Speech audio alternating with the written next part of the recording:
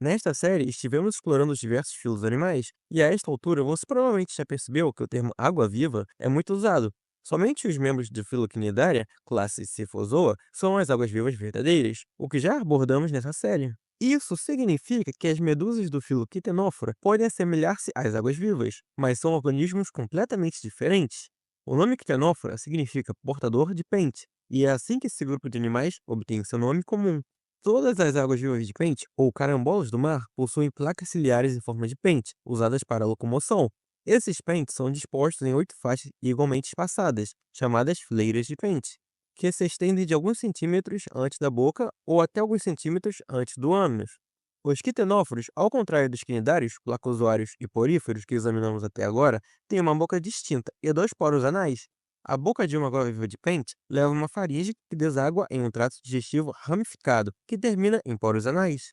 Os quitenóforos normalmente movem suas cristas de modo que o movimento de propulsão seja para longe da boca, o que significa que os quitenóforos, ao contrário dos quinidários, geralmente nadam na direção em que a boca está comendo, enquanto o ânus fica atrás.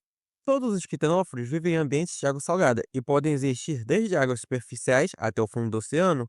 Muitas espécies demonstram migração vertical através da coluna d'água com base em ciclos diurnos e noturnos, onde vêm à superfície para se alimentar durante o dia e retornam às águas mais profundas à noite, onde muitas emitem flashes de luminescência.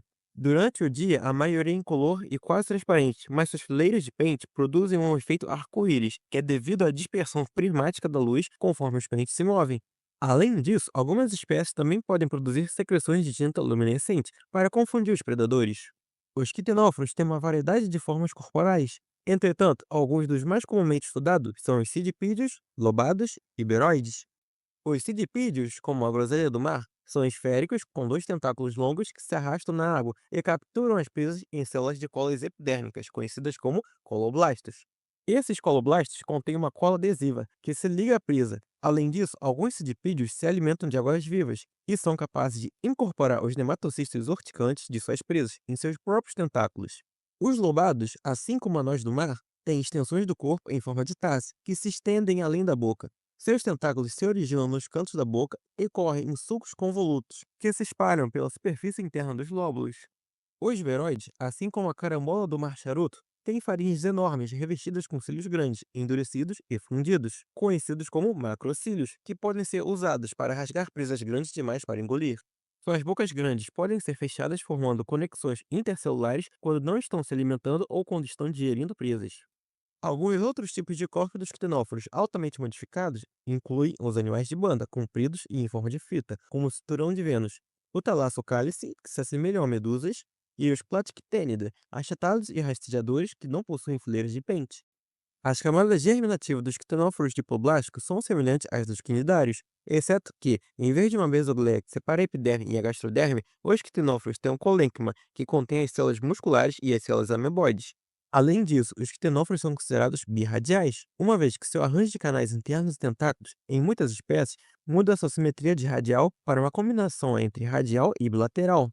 As águas-vivas de pente possuem uma rede nervosa que forma um anel ao redor da boca e se concentra sobre cada placa de pente. Embora não tenham cérebro ou olhos, eles têm células sensoriais abundantes que revestem sua epiderme e um grande órgão aboral, oposto à boca, que funciona como um estatocisto ou receptor sensorial de equilíbrio. A maioria dos ctenóforos, exceto três espécies conhecidas, são monóicos, o que significa que qualquer indivíduo pode criar ambos os tipos de gametas dentro de seu próprio corpo. As gônadas são armazenadas no revestimento dos canais gastromusculares, sob as placas de Pente, e os gametas, ou espermatozoides e óvulos, são liberados durante a desova sincronizada.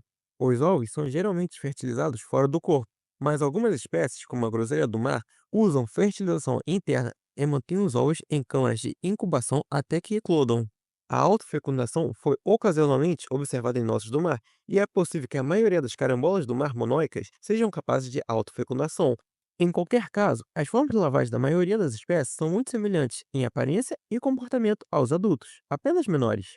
Os ctenófilos adultos produziram gametas enquanto tiverem um suprimento pronto de comida, mas se a comida ficar escassa, eles primeiro interromperão a produção de gametas e depois encolherão seus corpos. Se a comida estiver prontamente disponível novamente, eles reverterão o processo expandindo seus corpos e então retomarão a produção de gametas. E com os quitenóforos cobertos, agora discutimos todos os filos animais não tripoblásticos. Vamos seguir adiante e ver o que podemos descobrir a seguir.